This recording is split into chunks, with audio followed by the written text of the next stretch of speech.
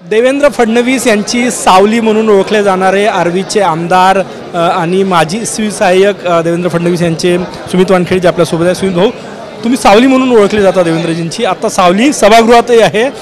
त्यांच्यासोबत आज घोषणा झाली, गटनेते झाले, काय सांगा?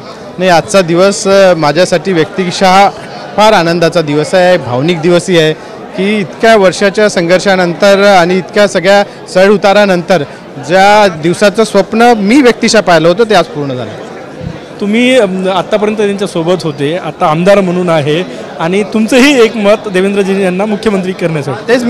तेच माझ्यासाठी खूप मोठी गोष्ट आहे की देवेंद्रजींना परत एकदा मुख्यमंत्री करण्यात माझंही एक मत कामी पडले आणि मी पण त्या प्रोसेसचा भाग होऊ शकलो. ही म्हणजे मी देवेंद्रजींसोबत नेहमी तर काम करायचोच, पण आज मी त्या प्रोसेसचा एक विधिमंडळ सदस्य म्हणून भाग घेऊ शकलो, ही माझ्यासाठी खूप मोठी गोष्ट आहे. काय वाटतं, काय रोडमॅप असेल? कारण की इतकं मोठं बहुमत मिळालेलं आहे, तेवढ्याच अपेक्षा आहे महाराष्ट्राच्या या सरकारकडून. नाही, निश्चितच जे देवेंद्रजींनी आपल्या भाषणामध्ये सांगितलं की शेतकऱ्यांचा विषय असेल, महिलांचा विषय असेल, शेतमजुरांचा विषय असेल, वंचितांचा विषय असेल, बहुजनांचा विषय असेल, या सर्वांना सोबत घेऊन आणि नव्या महाराष्ट्राला, नव्या भारताला प्रगतीपथावर नेताना महाराष्ट्र हे या देशाचं ग्रोथ इंजिन झालं पाहिजे आणि म्हणूनच ते अचीव करण्यासाठी आपल्याला पुढचे काही वर्ष काम करावं लागणार आहे आणि ते जर अचीव करायचं असेल तर महाराष्ट्राला देवेंद्रजींसारख्या नेतृत्वाची फार आवश्यकता होती. विदर्भातून येतात ते, नागपूरहून मूळ विदर्भ, तुम्ही आर्वीचे आमदार, विदर्भातले आमदार आहे.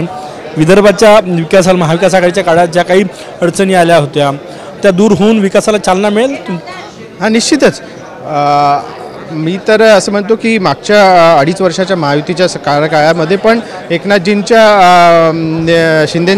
शिंदे साहेबांच्या नेतृत्वात काही पडू दिलेलं नाही, परंतु आता त्याला अजून जास्त चालना देवेंद्रजींच्या नेतृत्वामुळे होईल आणि विदर्भाची जनता वाट पाहत होती आजच्या दिवसाची की देवेंद्रजी परत एकदा महाराष्ट्राचे मुख्यमंत्री बनतात. आमदारांना काय वाटतं समीर भाऊ?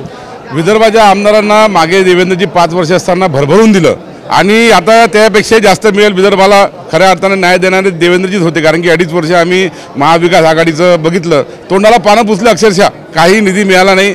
वर्धा जिल्ह्याचा विचार करा, कुठला चंद्रपूर करा, कुठेही गेला नाही. आता देवेंद्रजी भरभरून निधी देतील हे आम्हाला माहीत आहे. आम्ही याच्या आधी त्यांच्याकडून घेतलेला आहे, त्यामुळे आम्ही आता निश्चिंत आहोत. जनतासुद्धा आशेवर आहे. धन्यवाद. कॅमेरामॅन साईसह गजानन नुमाटे, TVN मराठी.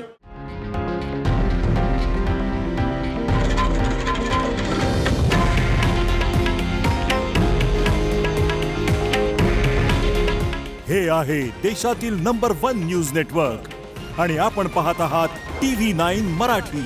काळजी तुमची, हित महाराष्ट्राचं.